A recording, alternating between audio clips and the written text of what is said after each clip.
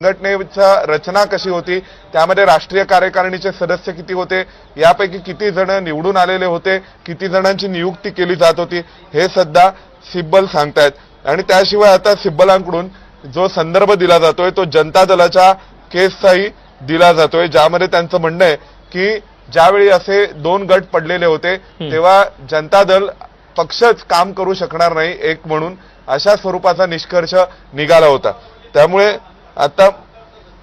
सिब्बल पुन्हा एकदा म्हणतायत की असं कोणतीही गोष्ट रेकॉर्डवर आणली गेलेली नाहीये ज्यातून असं दिसतंय की या स्वरूपाचे कोणत्याही स्वरूपाचे आक्षेप हे यापूर्वीच्या म्हणजे ज्या दिवशी एकनाथ शिंदे स्वतंत्र निघाले शिवसेनेतून त्या दिवसाच्या आधी कधी अशा स्वरूपाचे कोणतेही आक्षेप कोणत्या इंटरनल पार्टी मीटिंगमध्ये अंतर्गत बैठकीमध्ये घेतले गेले असा संदर्भ दाखवलेला नाही किंवा अशी कोणतीही गोष्ट ही रेकॉर्डवर आणलेली नाही असं सध्या सिब्बल सांगतात। त्याशिवाय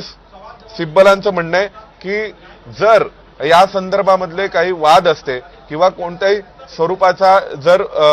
स्वरूपाचा वाद झालेला असता तर तो यापूर्वी ज्या राष्ट्रीय कार्यकारिणीच्या बैठका होत होत्या त्या बैठकांमध्ये हा वाद दिसायला हवा होता। आपल्याला सर्वांना माहिती आहे की आतापर्यंत आज जवळपास 5वा दिवस आहे कपिल सिब्बल हे उद्धव ठाकरेंची बाजू मांडतायत आणि यापूर्वी त्यांनी पहिले 2 दिवस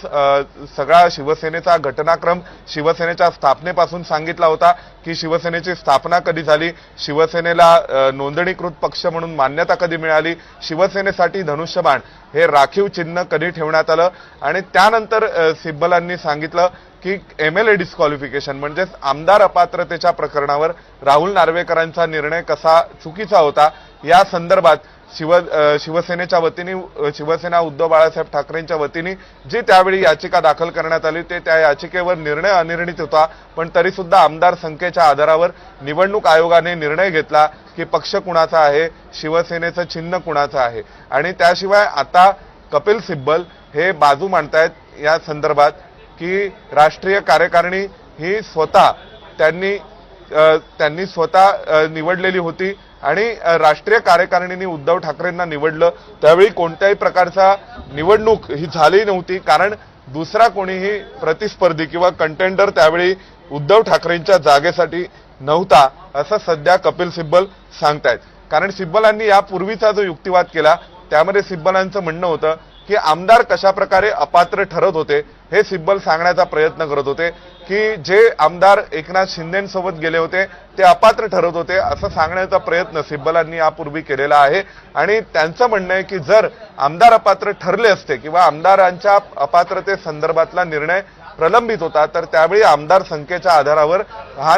पक्ष किंवा धनुष्यबाण एकनाथ शिंदेंसोबत आहे असा निर्णय घेण्याची आयोगाने आवश्यकता नव्हती असा सिब्बलांचा युक्तिवाद होता। आणि त्या दृष्टीने आता सिब्बलांनी आतापर्यंतचा युक्तिवाद केलेला आहे। त्या युक्तिवादादरम्यान न्यायालयाने देखील काही महत्त्वपूर्ण असे प्रश्न उपस्थित केलेत। उदाहरणार्थ न्यायालयाने सुरुवातीला प्रश्न विचारले की विधिमंडळ पक्ष आणि पक्षाची राजकीय संघटना या 2 स्वतंत्र बाबी असतात का, तर त्याविषयी जी बाजू मांडण्यात आली त्यानुसार त्यांचं म्हणणं होतं की होय या दोन्ही स्वतंत्र बाजू असतात। त्यानंतर मग पुढे युक्तिवाद झाला त्यामध्ये हे सांगण्यात आलं की या दोन्ही बाजू जर स्वतंत्र असतील तर आमदार अपात्रते संदर्भातला निर्णय हा विधिमंडळ पक्षाच्या वादासंदर्भातला निर्णय आहे का, तर सिब्बलांचं म्हणणं होतं की होय तो विधिमंडळ पक्षातल्या वादासंदर्भातला निर्णय आहे आणि त्या आधारावर राजकीय पक्ष संघटनेत फूट पडली असा निवाडा करण्याची आवश्यकता नसते आणि जर तसा निवाडा झाला नाही तर त्या दृष्टीने वेगळ्या पद्धतीने कोणत्याही प्रकारे निवडणूक आयोगाला अधिकार प्राप्त होत नाहीत शिवसेना पक्ष चिन्हावर सुनावणी घेण्याचे। आणि या दृष्टीने सिब्बलांनी आतापर्यंत युक्तिवाद केलेला होता। आता सिब्बल युक्तिवाद करतायत की पक्षाची संघटना ही कशा प्रकारे एकसंघ होती आणि जर ती एकसंघ होती तर निवडणूक आयोगाने त्या संदर्भामध्ये कुठल्याही प्रकारच्या अर्जाला किंवा तक्रारीला एंटरटेन करण्याचं काही कारण नव्हतं हे सिब्बलांचं म्हणणं आहे। दीपक, नक्कीच त्यामुळे खरं तर अनेक मुद्दे हे सोमेश सिब्बल मांडताना पाहायला मिळतात। प्रामुख्यानं पुन्हा एकदा सिब्बलांचा जो खरं तर कल आहे किंवा जे निवडणूक आयोग जे आहेत त्या निवडणूक आयोगाबाबतच त्यांनी पुन्हा प्रश्नचिन्ह इथे उपस्थित केलंय।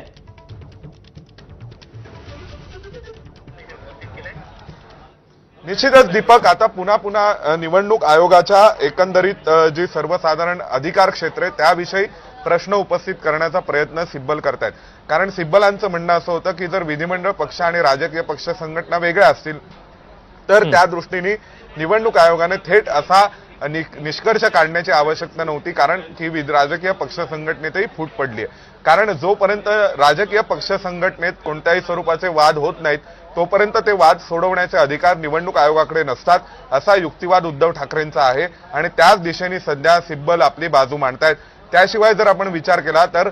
विधिमंडळ पक्षामध्ये फूट पडलेली होती का, तर आमदारांचे 2 वेगवेगळे गट होते, अशा स्वरूपाचा निष्कर्ष हा सिब्बलांनी एक प्रकारे मान्य केलेला आहे. त्याशिवाय सिब्बलांनी पहिल्यांदा हे म्हटलेलं आहे की जर विधिमंडळ पक्षामध्ये फूट पडलेली होती तर त्या आधारावर राजकीय पक्षामध्ये फूट पडली असा दावा हा जो आमच्या प्रतिस्पर्धी गटातून करण्यात आला होता, तर त्या दाव्यावर कोणत्याही स्वरूपाची सुनावणी किंवा त्या दाव्यावरून कोणत्याही स्वरूपाचा निवाडा करण्याची आवश्यकता निवडणूक आयोगाने नव्हती, असं सिब्बलांचं म्हणणं आहे. तर दुसऱ्या बाजूला जर आपण विचार केला तर निवडणूक आयोगाने असं म्हटलं होतं की जे अनिल देसाईंनी पत्र पाठवलं 25 जून 2022 रोजी, त्या पत्रामध्ये रायव्हल फॅक्शन म्हणजेच प्रतिस्पर्धी गटाचा उल्लेख आहे आणि हे पत्र निवडणूक आयोगाला पाठवण्यात आलेलं होतं आणि मग या पत्राच्या आधारावर पुढे निर्णय करण्यात आलेला आहे, पुढे निवाडा करण्यात आलेला आहे. त्यामुळे आता निवडणूक आयोगाचा जो संपूर्ण युक्तिवाद आहे तो या आधारावर टिकलेला आहे की जर राजकीय पक्ष संघटनेमध्ये फूट पडली असेल तर निश्चितच पक्षाचं चिन्ह कुणाकडे असणार, पक्षाचं नाव कुणासोबत असणार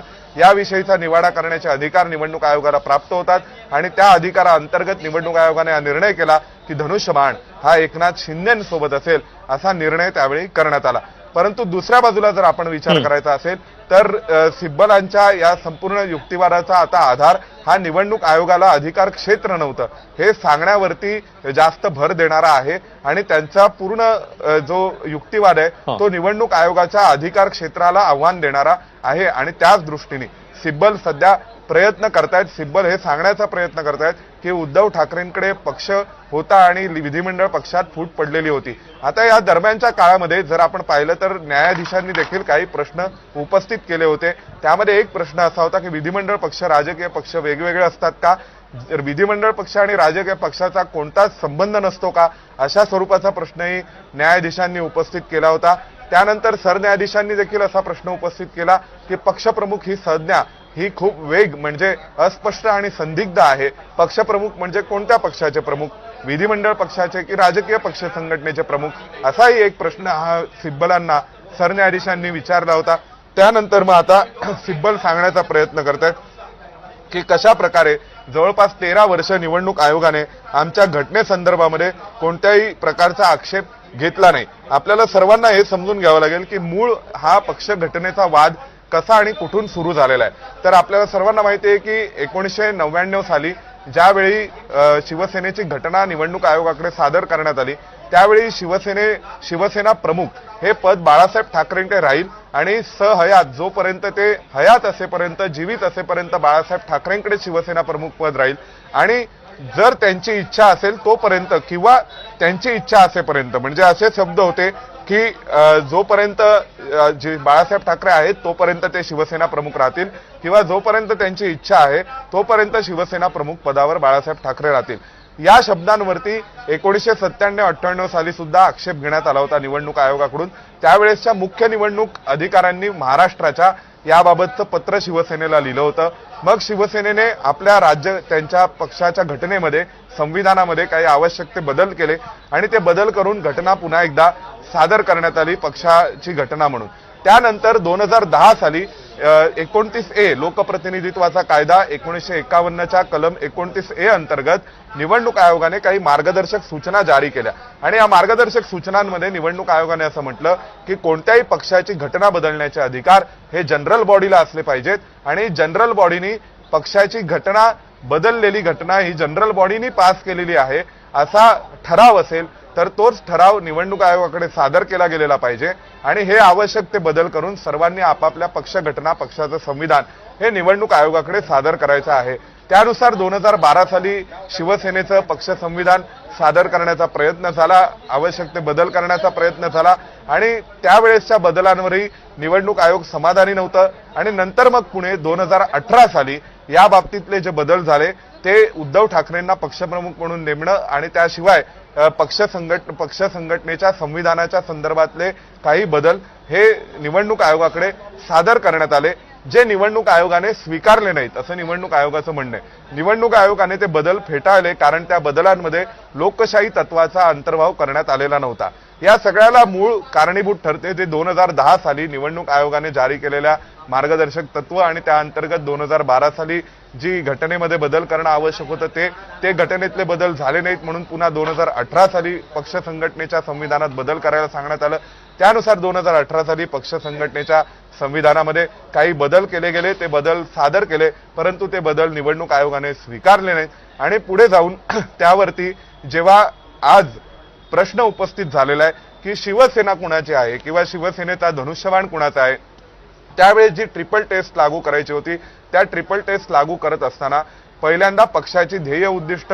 त्यानुसार पक्ष कुणाकडे आहे हे ठरवणं शक्य नव्हतं। मग पक्षाच्या संविधानाचा विचार करण्यात आला, त्यानुसार पक्षाचं संविधान हे आवश्यक बदलांसह किंवा आवश्यक त्या तरतुदींसह व्यवस्थित सादर केलं गेलेलं नाही असं आयोगाने म्हटलं। जे संविधान सादर करण्यात आलेलं होतं त्या संविधानात लोकशाही तत्वाचा अंतर्भाव नव्हता असंही आयोगाने म्हटलं आणि त्यामुळे पक्षाच्या संघटनेच्या संविधानाच्या आधारावर हे ठरवणं शक्य नाहीये की पक्ष संघटनेतली मेजॉरिटी कोणाकडे आहे आणि कोणाकडे शिवसेना आहे। त्यानंतर मग तिसरी टेस्ट जी टेस्ट ऑफ मेजॉरिटी आहे की विधिमंडळ पक्षात आणि पक्ष संघटनेमध्ये कुणाकडे बहुमत आहे, त्या आधारावरती हा निर्णय झाला की विधिमंडळ पक्षामध्ये एकनाथ शिंदेंकडे बहुमत आहे आणि एकनाथ शिंदेंकडे सर्वाधिक मतांची टक्केवारी आहे, जी मतं मिळाली होती आमदार खासदारांना, आणि त्यानंतर एकनाथ शिंदेंना धनुष्यबाण आणि शिवसेना पक्ष देण्याचा निर्णय निवडणूक आयोगाने घेतला। विशेष म्हणजे फेब्रुवारी 2023 मध्ये हा निर्णय झाला। त्यानंतर मे 2023 मध्ये सर्वोच्च न्यायालयाच्या घटनापीठाने कॉन्स्टिट्यूशनल बेंचने सुनावणी घेऊन एक आदेश दिला, ज्या आदेशामध्ये निवडणूक आयोगाचा निर्णय बदलला नाही, परंतु निवडणूक आयोगाचा निर्णय हा सादिक अली जजमेंटच्या नुसार झालेला आहे की नाही 1971च्या, म्हणजे ज्यामध्ये ट्रिपल टेस्ट आहे त्या ट्रिपल टेस्ट नुसार झालेला आहे की नाही हेच तपासण्याचा एक मार्ग मोकळा ठेवला होता सर्वोच्च न्यायालयाने। आणि त्यावेळी त्यांनी आमदार अपात्रतेसंदर्भात राहुल नार्वेकरांनी विधानसभा अध्यक्षांनी कशा प्रकारे निर्णय करायचा आहे याविषयीच्या काही मार्गदर्शक सूचना दिल्या होत्या। आता त्यानंतर या संपूर्ण प्रकरणात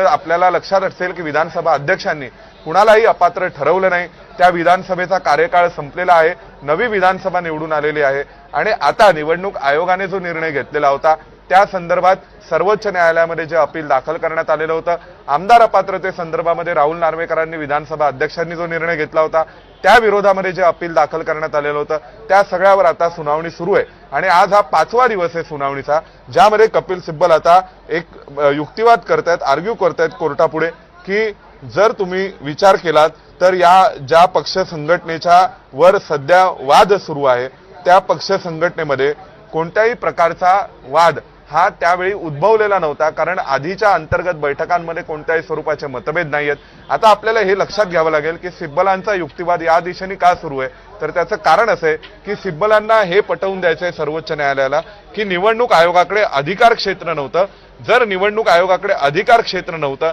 हे सिब्बल पटवून देऊ शकले तर कदाचित निवडणूक आयोगाचा निर्णय उलटा फिरवण्याऐवजी निवडणूक आयोगाने निर्णय करण्याचीच आवश्यकता नव्हती अशा निष्कर्षापर्यंत त्यांना सर्वोच्च न्यायालयाला आणायचं आहे आणि तसे प्रयत्न हे सध्या कपिल सिब्बलांकडून सुरू आहेत असं दिसतंय। आणि म्हणून सिब्बल वारंवार सांगतायत की विधिमंडळ पक्षात फूट पडलेली होती पण राजकीय पक्षामध्ये फूट पडलेली नव्हती।